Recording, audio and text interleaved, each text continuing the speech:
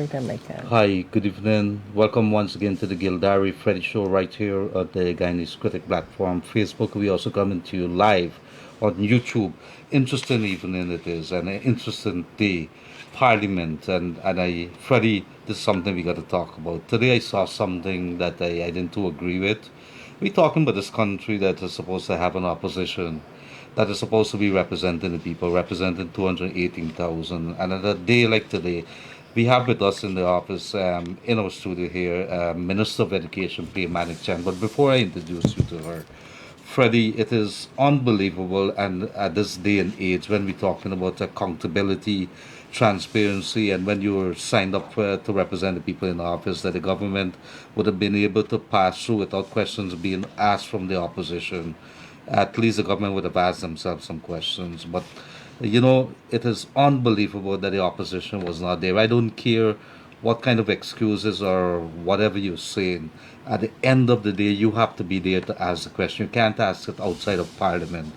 But, ladies and gentlemen, today we happen to have with us here Minister of Education, uh, Priya Manickchand. And of course, before we go to her, I want to say welcome once again to my co-host, Freddie Kissoon. Somebody said today that the Priya Manickchand had a very lovely hairstyle on the picture that we use. And they're also saying that so does Freddie Kissoon. I'm not sure whether he combed his hair today. That's not up for debate. So, Freddie, over to you, and then straight into we have some questions in the hot seat for Minister Manickchand. I got something that's going to surprise you. When Timothy Jonas was here, he said I taught him at UG. And then when Chawandas was here, he said I taught him at UG. And you said, you teach everybody at UG. That's You want to make a guess now if I taught her? You want to guess? How much more are you teaching here? So you teach for yourself? Well, I did teach her. Well, listen, Minister Manickchand, welcome to your role, Professor, and welcome to this program. There's a lot we have to talk about. This is the format I have in mind. I don't know if Gildarie would agree. I will let Gildarie deal with questions in relation to ministerial portfolio.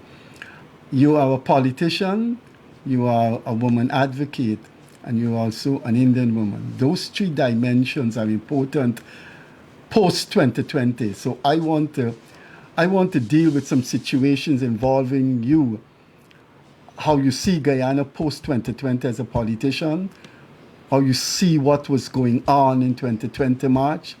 I also want to get your thoughts on how women groups are reacting to power post 2020, and also the question of rising ethnic thing in this country, and how those tensions relate to the Indian population. So, although I will ask questions in relation to your portfolio, I want to get into those three dimensions before the hour is up. So, with those remarks, I'll go back to Gildarie. You know why you tell the girl or why you tell the minister, so you're going to ask her. You don't normally do that. Are you stuttering? My former student. Okay. It so happens also that her brother Anil used to be in the same year group with me at QC, and I think I could remember vaguely you were there a couple of years. So I was lower 2 than years myself. younger than him. Yeah, so he was there yeah. in the 1990, but Anil, I know he's doing the businessman now.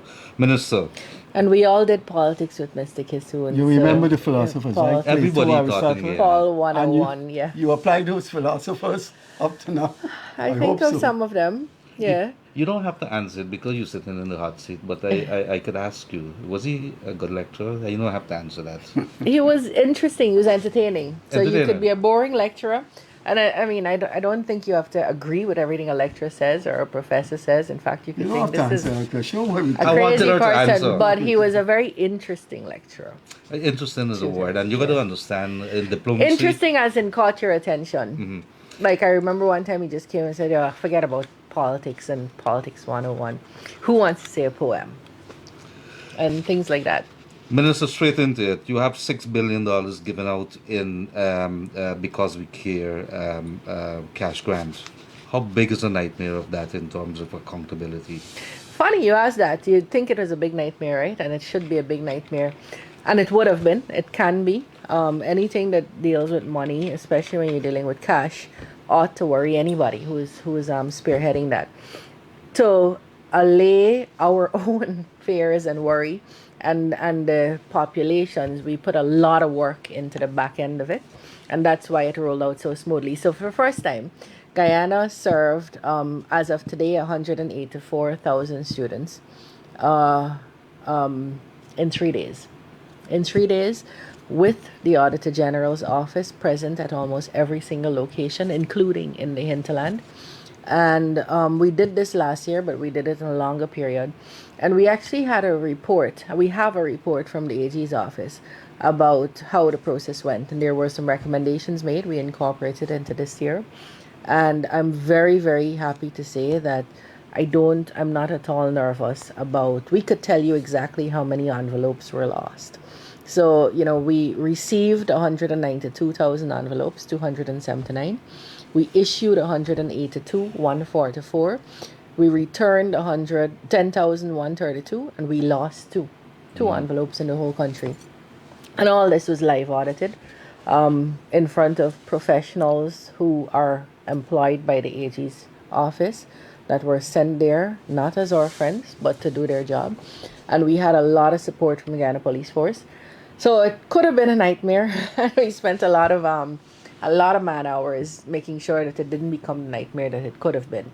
When I say we, I want to be very clear. I spearheaded, but it was the ministry staff, people you don't see in the newspapers, you don't see in headlines, you don't see, pomposetting around, including staff on the ground in various regions that worked to get this done. How easy would it have been? You see, because why we asking that? Because we know that the government, because of practical purposes and so on, you can't put money into a bank account because not everybody, and that would have been more probably a logistical nightmare here. I'm looking at it, thinking about it. From all practical purposes, is this the best solution that we would have had? Actually, actually giving it out like that. In terms of cash or banks, Oh. well, the reality is 3/4 the people who were recipients didn't have bank accounts. Nobody in regions 1, 7, 8, and 9, up Maikoni River, up the Mahika River, up the Essequibo River, they don't have bank accounts and they don't have banks. Or if they have bank accounts, they can't access it quickly. So while we have to move to a better place where we could do this kind of program a little bit more efficiently or a little bit more safely, because it's not that safe to be handling that amount of cash, this was the best way to make people benefit directly. So we were very clear. We want to be accountable. We want to follow all these rules, but people must not suffer in that process. People must not find it hard. The end user, citizen, beneficiary must not be the victim of us trying to make sure it was accountable, the process was accountable, and so on. So, we can look at how we could do this differently, especially given that we are doing cash grants not only through education but other places. But the reality is, on the ground, our recipients are not, they have to access this. Freddie, yeah. Clarify something for Timothy Jonas. He's the chairman of an opposition party, and he was our guest, and he directly spoke about your project. And he said he doesn't see how there's accountability when you put these envelopes in the hands of these people to deliver it. That's what he's saying. What happens afterwards? How can you account for who got this and who didn't get that? So, two things about the New and United Guyana. One, there was information out there that we published deliberately so that everybody could know the process, the accountability process, the eligibility criteria, and so on. And ANOG seemed particularly ignorant of those. And if you make yourself, if you divorce yourself from information that is publicly available, published for all the world to see, then you can have cynical views like Timothy has. I had this conversation on the ANOG page. I actually went on to their page when they were raising a very cynical, is it really going to reach the people? So here's how this happened. We got we arrived at people's names from the register in the class. So the class teacher had to give us their register. That was then checked by the supervisor of her level. So if you're talking about grade 1 or Form 4, the Form 4 supervisor had to check that. Then the deputy head, then the head. Then it came to the region and then to the education department. We then took that list, put it onto a paper, a sheet of paper in alphabetical order with the child's name, date of birth, address, parent's name, and 2 places for the parent to sign and for the ID card that they're going to use to identify themselves. When someone comes in, we have that sheet in front of us, and it is your child's name is Mary Jones. We go down to J, we find that they had to answer these questions. Parent signs, ID card is there. If there is an accusation of theft, it would be aimed at the teachers in the system because they were the ones who were administering this. Could someone have gotten smart and slipped out an envelope? Yes, but we could tell you today, 5 days later, the 2 envelopes are missing because when we went in there, when they were packing at the bank, they packed according to that list in a folder.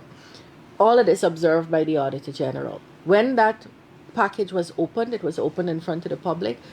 Envelopes were counted. They said, fine, we received 100. When they were sharing out, at the end of that, a reconciliation was done that same night. They said, well, we got 100, we shared out 92, there are 8 left. Here are the 8. And all of that was observed by the Auditor General. ANOG is calling for something else. Well, so that is the process. Now, could a teacher have slipped it? I told you we lost two envelopes containing $30,000 each. In one case, we didn't. It seemed to maybe have been stuck onto when they were packing onto the other envelope, and we have a couple of complaints because this is how easy it is to pick it up. In one case, staff of a school that was involved in the distribution process signed for the parent, but the parent, when the parent turns up, their name was not, the availability of that grant was not there for them because someone signed next to their name. Immediately the police was called in and there's a police investigation going on with that right now. So it's not that hard. Look, it's very easy, it's very sexy to say everything is corrupt, especially when you're an opposition party trying to knock on the door of government and you turn your nose up in the air and think that everybody else is beneath you. These are hardworking people. I didn't touch a cent of this. I wasn't involved in the process. So you're making an accusation like that so that you could attack the PPP. It wasn't aimed at me. It was aimed, if you know the system, Timothy Jonas and the ANUG aimed that accusation at the hardworking teachers of this country. Sadly, APNU's membership, albeit small, they all know that system because they used the system. And I'm glad they used the system, and I believe even Tim would have used the system. So you kind of know what's happening. It's very easy to sit here, Freddie, and say, oh, everything is corrupt, somebody can thief, now all those things, and they sound nice. And because we come from a history where accountability was not always the focus of public officers, it's easy to get traction, and that's why we took a lot of time and spent a lot of effort, and that's why I spent time answering on their page, because it's not fair to me or to the other people who put systems in place to make sure that that was not one of the accusations we could legitimately and fairly attract. We really spent time. It wasn't only about giving the grant. For me, we had an opportunity here to show this country that we could do this without being corrupt. I thought that was an important and glorious opportunity, and it was as important to me as sharing the grant. Minister, We invited them to come with us. We said, come along to any one of the locations, see how this works, so you could see and what are their weaknesses. Of course, once you're dealing with cash, somebody could pick up the whole thing and run off with it. That is possible, but it didn't happen. Did anybody turn up? Any opposition members that you invited? No. I specifically invited the ANUG, ANOG. Okay. Because this was a conversation they had on their Facebook page, which I joined. I'm not comfortable. Look, we do plenty things wrong. We don't get a lot of things right. Because when you're dealing with 200,000 students and 10,000 teachers or 400,000 parents, something goes wrong every single day. You want to find one of those and talk about it, go right ahead. Let's fix it together. But you cannot, and I'm not going to let someone who just gets the opportunity to come here because you invited him, to sit here because he has a camera in front of him and cast aspersions on so many people. It's not right. Very good, Minister. And no, they Uh, didn't come. and they didn't They come. didn't come. I'm sure they received a grant, which they're entitled to, so that's not a problem. And I'm happy that whenever they were receiving, wherever they were receiving, they must have seen how straightforward the system was. They must have seen an auditor watching them as that happened. And this speaks a bigger question, Minister. At least I would like to know, and I think the people out there, 2 years down the line into the finale presidency, could you say there has been some people who are a little iffy about giving cash grants, and whether it might you put that as against let us invest maybe more in infrastructure. Could you tell me how we went about determining that cash grants are probably some of the best ways, especially in a post-pandemic and where inflation is at the highest? So you kind of answer your own question there. You have parents in school with their children in school. They have to prepare them for school in September. Rising costs that are directly related to the war and instability in other parts of the world that apparently don't touch us, but they do in terms of costs of different things, fuel, wheat, and so on, as well as the shortages that came when we had the COVID closures across the world in factories and so on, have contributed significantly to rising costs. We have always given grants. So the PPP used to give, before this period, a uniform grant. We gave food to the hinterland students. We've always been giving it, not this big. Now that we're in office and we promised to do this because it's a big relief to parents. I mean, you have 3 children, you just went home with $90,000. And while it's not the crown's jewel, it is definitely, I'm a parent, $30,000 is enough to outfit a child for school. It won't last all year, but it's enough to outfit a child for school.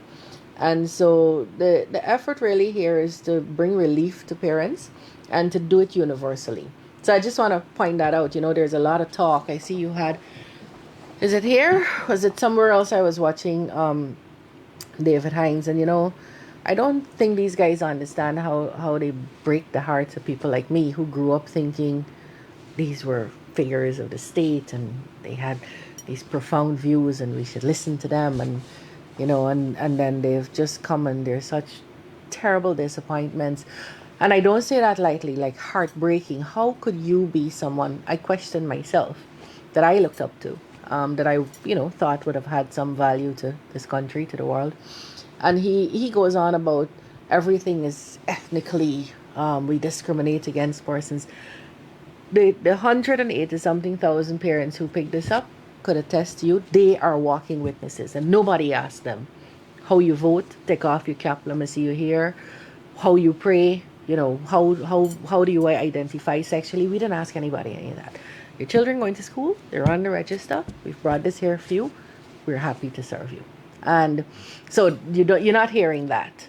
That is everyone universally, and every parent in this country could say nobody checked with them to see.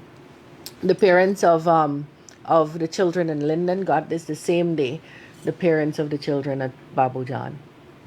That's how we work. Same day the parents of the children at Rupanau got it.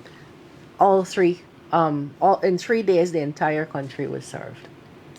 When the guest is advertised days before, we do get emails of people suggesting that we ask the guests things that are on their mind. When I was leaving to come here, I got a telephone call from a teacher. His name is Ashan Bakas. He teaches at Messiah Primary School, number 71. He said he'd like to hear your views on the 8,000 annually for teachers for the uniform. It will be given after the classes began, and he's suggesting that the teachers would need it before school resumes. Right. So when the then President Jack Dale had negotiations with the Ghana Teachers Union, it was about obviously a better salary. And the union wanted a better salary, which is, I believe, their duty to ask for. And I think at the time, the conversation was, I wasn't Minister of Education at the time, but I remember along those lines, look, we might not be able to give you a much bigger salary alone, or we might not be able to give you what you want, but we're going to give you a better salary, a fixed increase where you're certain that you're getting this every year, as well as a uniform allowance, duty free for teachers, a housing revolving fund, um, and other benefits like that. The uniform allowance is $8,000, and it should be given. It should be given before uh, teachers start back holiday, and that's something we have to work on with the Ministry of Finance. These things are not released to education. They're different periods, and there might have been a historic reason why it wasn't. I'm not certain what the reason is, but I don't believe it is not something we could. It is definitely something we can look at. I'm not even certain if every region does the same thing. So that's the other story. Education is decentralized.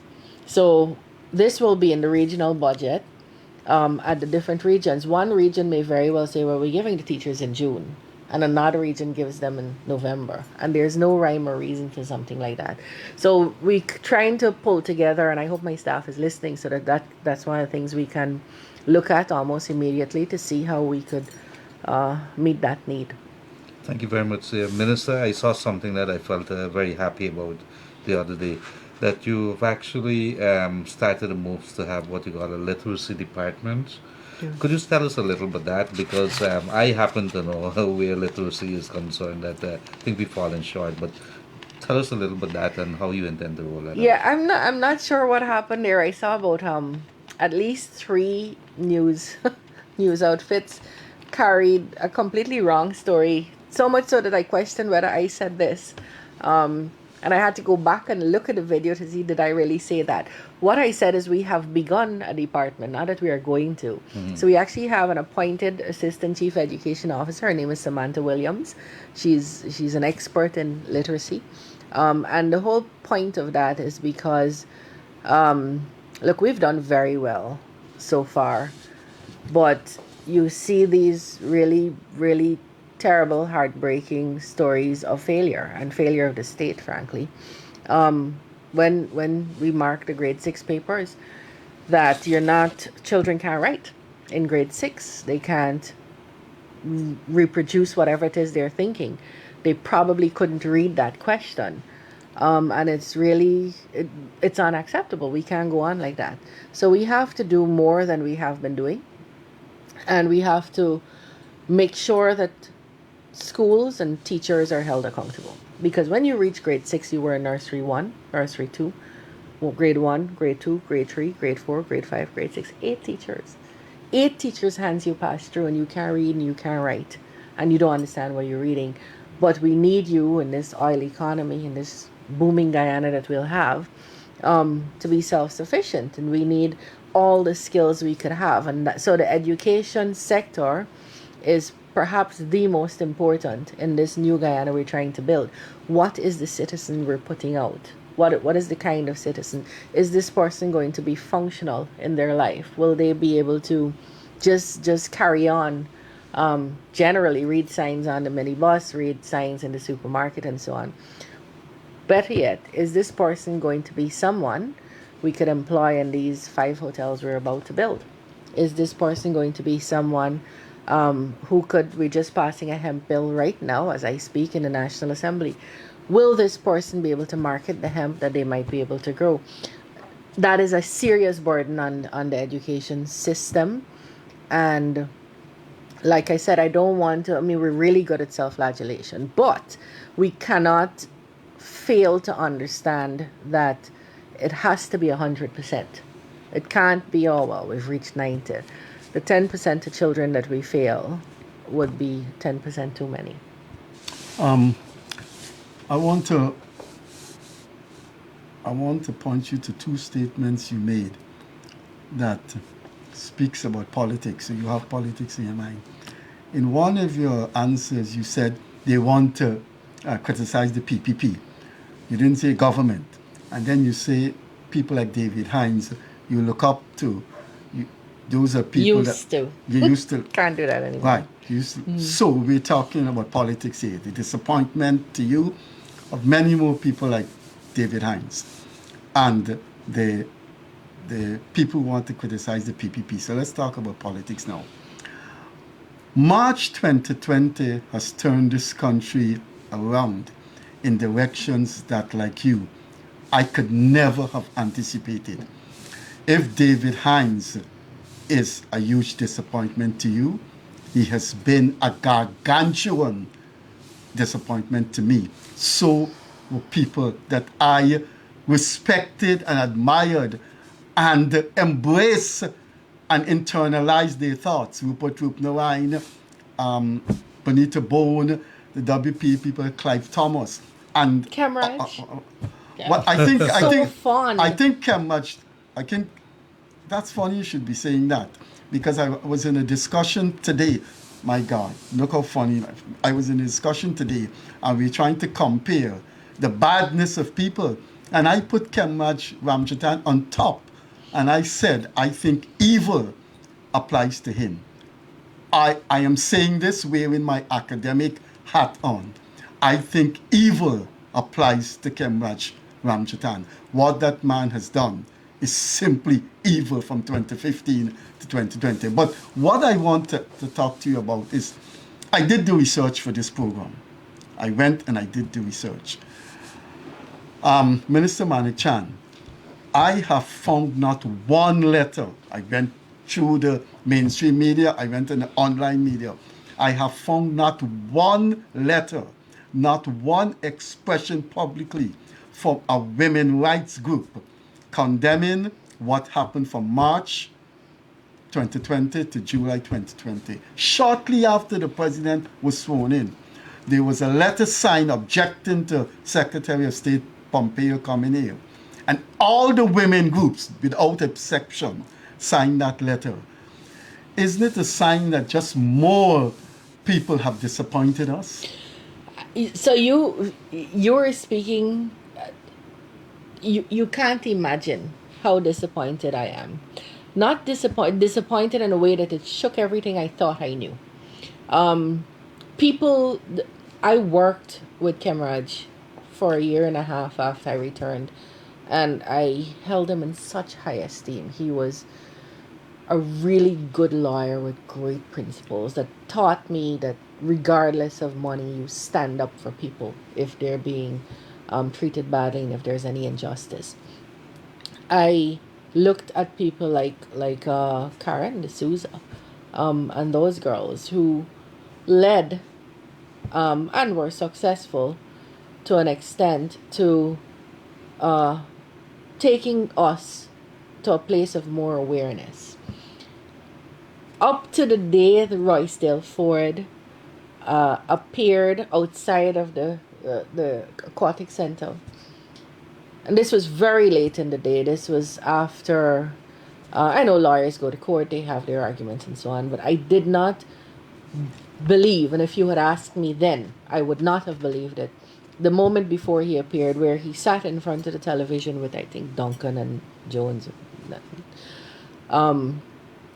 saying what he says now, that there's a rig, and repeating that, and I would not have said that he would ever do that. Like I know he was acting and he was representing people in court, but to actually sit on TV and try to thief an election would not have been something I would have attributed to him. A couple of other people who went on TV that I was stunned. I was like, wow, I thought you were absent because while you're in the party, and I understand the collective thing that political parties, expect of their membership, and you mightn't be able to say something publicly against, but I didn't expect some people to be there actually advocating this. Nigel Hughes, I served with Nigel on the Ghana Bar Association. These are people you looked up to, young lawyers come back, and these are the middle bar doing really well, speaking really well. I cannot explain. That was like a personal hurt. How could you This person who would have us all working late, doing, making sure we go to the courts to apply so that people can't be killed and the execution is stalled. You're a human right lawyer. You're trying to take people's human rights from them. So it's indescribable what happened to young people in their heads when they saw this unfolding before them from people and by people who they grew up learning or hearing names associated with rights and freedoms and so on. And it really makes you wonder about everything you thought you knew about Um, some of you're a politician, you're an educated woman. And in the program, I asked you if you remember Plato and Aristotle. There has to be a reason why that gamut, that plethora of groups of people, organizations that we respected, went in that depraved, degenerate, incredibly low direction after March 2020. I am putting it to you, and I'd like to hear your academic explanation. I am putting it to you that for me, 2020 was the crystallization of where people stand along ethnic lines in this country, and the rejection of the rigging by people we thought better is because I'm giving you my view now, and I think it's an academic view, not only a personal view. I think there was a rejection that, look, Indian people are going to be in the government again. And no, no. And that led them to those pathways. I think I am contending that the people that disappointed us embrace ethnic ideology. I know you're a minister and it's going to be tight. No, I don't want to. My position since then is you're not someone who has the moral authority to speak on any issue. I don't have any duty to hear you, listen to you, consult with you. You are not from the civilized grouping of society. So that's my view. I haven't delved as deeply as you have into why this happened. I'm still getting over the shock that some of the people I looked up to did this, but or encouraged it through their silence. Um, but I have heard that view that the only explanation here is some cleaving that might not be modern or holistic. And Minister, this is a further question before I move on to what I really want to ask you. Do you believe that those absence of those groups has really hurt the chances of those groups to become a good voices, strong voices for the people of Guyana? Because I look at it, I made mention not too long ago of the absence of the opposition today in Parliament when the government has asked Parliament for some money and they're not there and they're not there to represent. Absences of those social groups or whatever you want to call them hasn't that led to a disappearance of the voices that we should really be hearing? Look, I think some groups are dead. They can't come back. And I Yes. think some groups, well, I'll tell you about them just now. But the groups like Red's Red and so they can't speak anymore. I don't see how they can. They were silent for the majority of that 5 years where there were so 5 many months. things. No, no, I'm talking Oh, about the the 20. 5 years. Oh, yeah, yeah. The five Yeah, years where so many things happened. And I had written a couple of letters, and so she remains in my eyes someone that I can keep on a pedestal, and that I think stayed true to her own views. Very early on, she had written about the Granger administration was appointing old African men to boards. There was an absence of women, there was an absence of any other ethnicity, and it was noticeable and offensive and so on. But she got sick after a while. But there was a silence and a burrowing into some corner or hole somewhere that was never existent when the PPP was in. The moment something happened, these groups would be up and 7,000 around. sugar workers summarily No dismissed. words, nothing. When Elizabeth Harper was appointed prime ministerial candidate nominated, none of the women groups got up and said, "Wow, this is a big thing." regardless of how you were voting, this is a big deal. If this woman were to be elected and this party were to win, this would mean a lot for women's rights and visibility and all. None of them said anything. And so it was, even then you started seeing it wasn't a position that you always said you held. This was more a political view. If you don't like this party, then there's nothing they can do that's right. So some of those groups are dead to me, and I think to most other people. But then you have the AFC. Not only are they dead, I think they killed the beauty that could come with a third party, and they killed the hope of any third party that coming up. They're going to be, people will not trust that kind of grouping.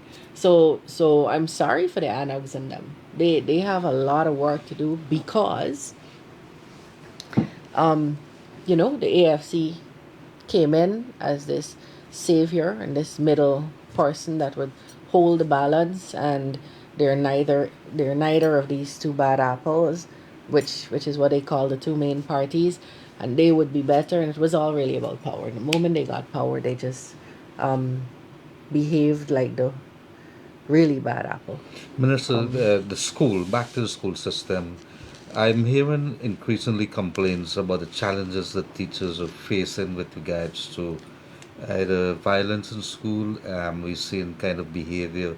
So 20 years back, a kid would probably hold hands with a student, a female, different parties in school. But now you've seen it escalate in different ways, sexual activities and so on. How bad is So the is that really situation? true though? I mean, was it only Well, holding hands, or everybody didn't have a cell phone, and we didn't have social media, so Gildarie couldn't wake up in the morning and see that these girls were pregnant. Now you can, because it's in the news. Somebody filmed somebody sitting on somebody's lap and so on. I'm not saying any of that is good. I'm just saying that I'd be cautious with saying it has increased, and I would be a little bit more comfortable saying we have more reports of, because they're more reporting capacity. passive. Everybody now has a phone and camera and so on.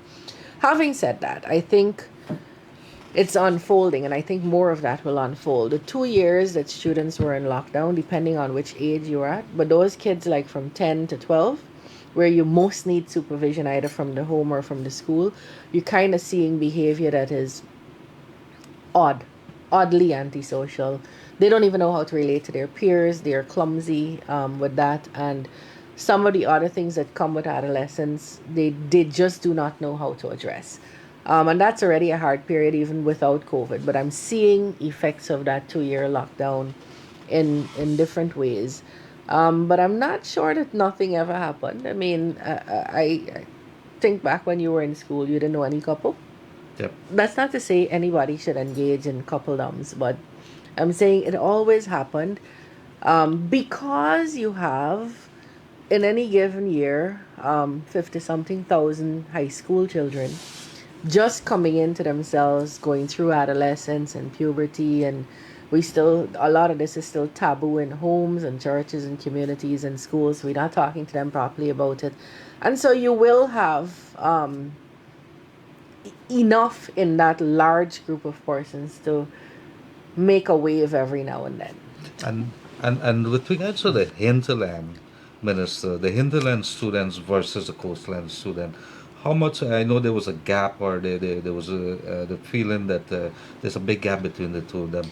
How much success are we making, or headways are we making in terms of getting it better for the So hinterland there's still a students? big gap, and it's not a conversation that can be lightly had, and it's not something that we could ignore. The hinterland has had particular problems ranging from not having access to trained teachers to not having physical classrooms to sit in. We believe strongly that if we were to change that, we would see even better results than the coast. The hinterland students can compete with everybody out here. Physically, where they are, geographically, and the kind of resources, they have no internet. We're now putting televisions in all the Amerindian communities. We are training teachers now online. So where we used to have only 500 teachers coming out every year, we're now able to admit into the college 4,000 teachers. So a lot of hinterland people who used to just do the TTC, which is a trained teacher certificate, because that's all that was available to them, are now doing the associate degree. They actually are qualified to do a degree, but they couldn't before because it wasn't accessible. So those are changes that will come. It won't come overnight. So what we're trying to do for some overnight stopgaps is to provide housing and better incentives so that teachers who are out here can go in, and while the teachers in the hinterland train. But you are right. There's great disparity in almost every output, results, capacity in various programs, and ability to do different things. He said back to school. I'm going to say back to politics. You have stimulated me, and when this program is over, if you look at it, you'll see you're sounding good when you put on your political hat. So please keep the political hat on. When the no confidence motion was on, there was the epitome of a philosophical absurdity that no scientist would ever tolerate in any discussion. That in a majority of 65 parliamentarians, 34 has to be a majority, not 33. The no confidence motion dragged out for a year. The attempt to rig the election dragged out for 5 months. In that time, there was a column in the Starbuck News called In the Diaspora, edited by Dr. Alisa Trotz. There was not one column devoted to the shenanigans that accompanied the no confidence motion, the philosophical absurdity of what constitutes a majority, and the 5 months of rigging. Then there is a foundation called Moray House, run by Mr. David DeCary's daughter, Isabella DeCary's. Moray House has a monthly symposium for the entire year of the no confidence motion, the entire 5 months of the election rigging. Moray House didn't put on a symposium. Now, I read Mrs. Isabella DeCary's really lashing out to the president for the clothes he wear or what have you. Isn't this the trend of the anti-PPPism that we're going to see until 2025? So we have to be very, and I wish we were a more mature society, especially coming out of the no confidence and then the 5 months, that we could actually have different views, but do have a relative state of objectivity and maturity in our conversations. Unfortunately, that's not what I'm seeing. There is the People's Progressive Party, Civic, and people who have always opposed that party and will for any reason, on every occasion. And so there were some people even who in the 5 months probably found it grated way too much on their conscience. And so they might have spoken up, but they've gone back into attack mode. And so you get commentary about who didn't dress right, who didn't speak right. I saw people speaking the Queen's English almost with an accent, with a suit and a tie and a kerchief in their pocket, telling us that 33 is not the majority of 65. That would impress I know who some you're of the referring persons to. too. I know. That would impress some of the persons you're talking about, but that was wrong then. It would have robbed a lot of people of their rights, of just this very, very basic right we should have. We should all have the ability to pick your leaders, the ability to shy them out if you don't like them anymore. And the people who hold themselves out to be middle class and upper middle class sometimes are really pretentious and can really run a farce on people who are reading. For me, there's what did you do in the 5 months? Where were you? And that doesn't mean people who did absolutely nothing shouldn't have a say, because I believe there's space for everybody and there's value in everything. But I would look at people a second time. If you couldn't say for that whole 5 months, you couldn't say something like Dominic Gaskin said. I mean, this was Granger's son-in-law saying, I'm not comfortable. You're saying these SOPs are showing you this, but you're not showing me it. And what I am seeing from the other people who are showing me SOPs says, what you saying is wrong. I'd like to see yours. And I don't believe yours. That was decent. That was a decent human being. I can't break the confidence, obviously, my journalistic background. But The journalist? two persons with serious connections to the PPP leadership told me that their maneuvers when the AFC leave the PNC in December, they are maneuvers to have a relation with the PPP. I know you can't speak for the entire PPP leadership, but how would you treat that? What would be your attitudinal shape to that? Well, I cannot speak for the PPP, and I don't know the veracity or sources. Um, the AFC needs to. I think the AFC needs to atone publicly. People need to hear from them that they're sorry, that they know the AFC is made up of not only the names you know, Kemraj and Moses, and where is he, by the way, and and so on, but it's made up of Jarita Finance and Sherrod Duncan and some of the most sexist, racist, homophobic people I've ever seen. And they have to speak to those issues um, publicly, and they have to speak to the continuing conversation that is had every day and every night by those members that continue to hurt people. You cannot there is nothing outside of life. I can't imagine something more sacred than taking away from me my right to vote. And it's funny when when you're growing up and you're hearing about Barnum rigging elections, and so you thought, oh, I wish I were there in that period. I would have done this, I would have done that. Feelings like a little rebel or whatever in teenage years. And then when this was upon you, and you realize how quickly this whole country could just collapse. You see, it's far bigger than just taking my vote. If you take my vote, and you know the next time you'll take my vote again, then you don't need to make me happy.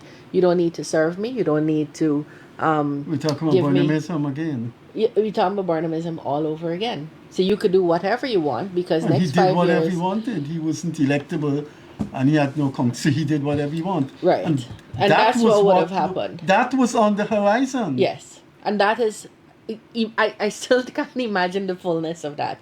That is unimaginable. I can't imagine that you will do nothing to please the population, to win over electorate, because you'll just leave this election every 5 years. You'll do that, and then we'll be stuck with the likes of the people who are in parliament now. So I'm not surprised.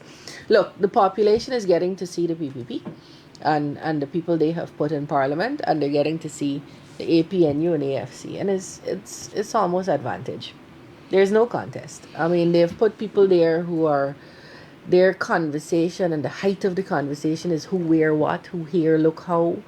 It's frighteningly low. The caliber is just so low, and I'm not seeing them attracting to their party a better caliber, because of this is the exhibition of what they are right now. I want to use the word caliber, Minister. 2 years was celebrated or observed by the PPP finale being sworn in as a president.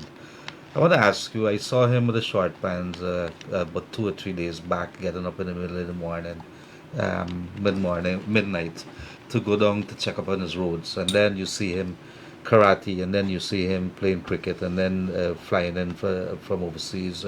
He's busy all over the place. Did Irfan surprise you with the amount of energy that he has? Is he singing the right song? Has he surprised you as a president? Not at all. He's young. He's supposed to have energy. If you look at most of the PPP ministers, the people, people are out. They're doing stuff, and a lot of these things are fancy words for we doing stuff. It means people are getting service. People's lives are getting changed every day. I'm not surprised at all by President Ali, or as I would say, Irfan. I've seen him from teenage years as a youth leader amongst young people in Region 3, and he used to be associated for a period of time with a youth group that I had relations with also. And so I knew him since then, and he's had those same kinds of qualities since then. He has a flair for words, he likes some artistic poetry and so on, and he loves cricket. So this is very normal. But you mentioned seeing him in short pants at the wharf, which for me is important in playing karate, doing karate and playing cricket. But we also saw him in Washington, and we saw him at various other places with presidents and leaders and princes, as well as business people. And we're seeing that ability to be diverse and adapt to various locations. We're seeing that reflect in how people are served. But one of the things, one of his qualities, I think, if it endures, and I don't see why it should endure, is the boldness and the self-confidence of going into areas which are not PPP, consists of PPP enthusiasts, and speaking to them and getting receptivity and warmness. And I think that is indication.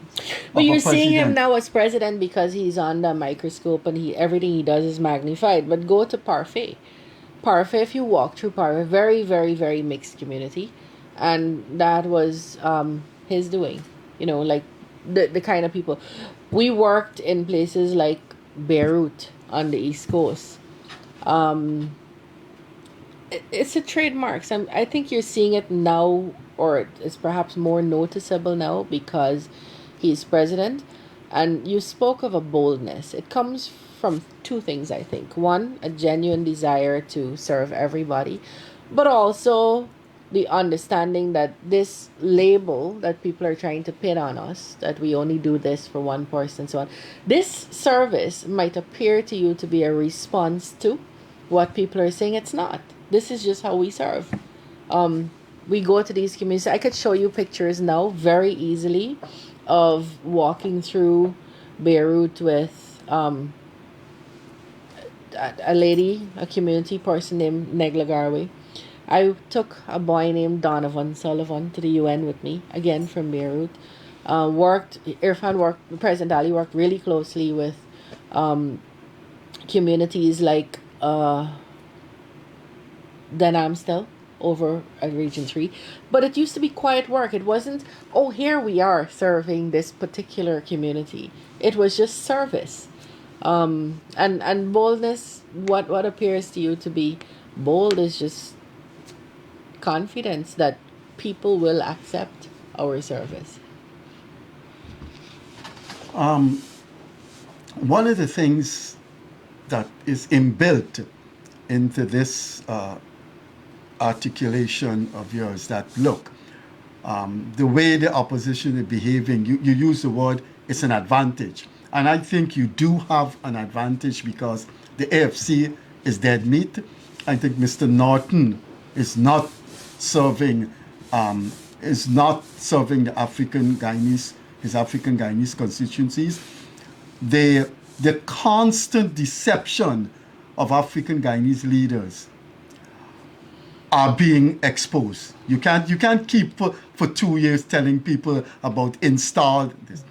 My question to you is, now that you have this strategic advantage, there is an additional burden to make sure that all the players there know their role and do not alienate people. Absolutely. Minister, in the next 20 years or so, do you believe we're going to Look, wherever you have a collection of people, if it's large enough, you'll have a delinquent here or there. Yes, of course. The delinquent shouldn't mar everyone else. Right, and I right. think good leadership would mean that when you see that level of delinquents or any delinquents, that it's dealt with. And I have confidence that if there's any such delinquents amongst us, that it will be dealt with. But whenever you put together a large enough number of persons, there's always going to be, different pieces of the puzzle that might not always find favor with every single person. Okay, we have about 5 minutes more. Yes.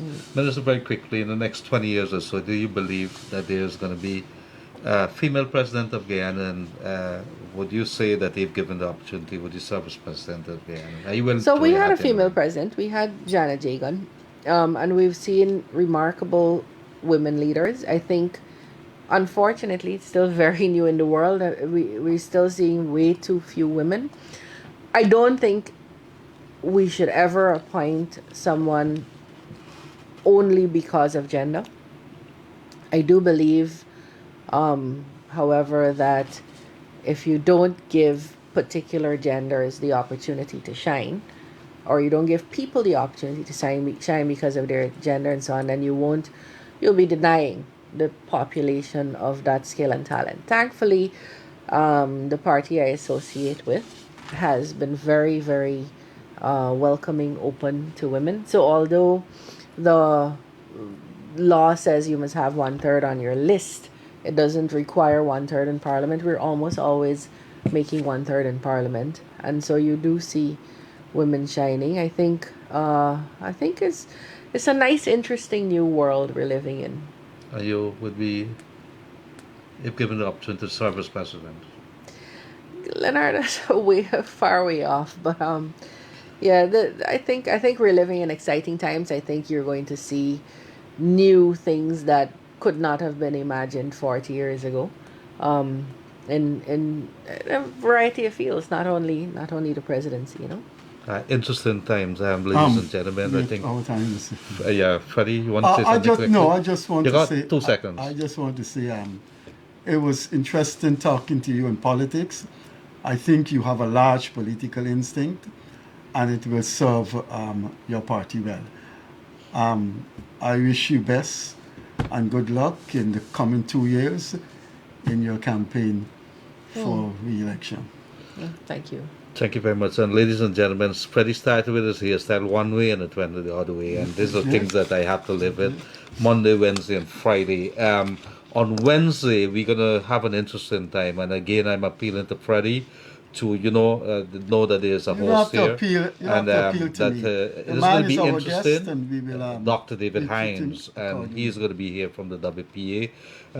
It is going to be interesting, and I expect to be in the middle of it. I have to sit in the middle, Freddie on one side and David Hines on the other side, and we're going to talk politics, and we're going to talk different. Can I tell him what you said? Absolutely. I can He tell hurt so many people and continues. It is going to be interesting. A lot of opinions is going to be there, and of course, I want to say we can't close without saying two things. I want to say thank you very much to Minister of Education Priya Manickchand, and of course, as always, our guests have been very gracious, and she has been.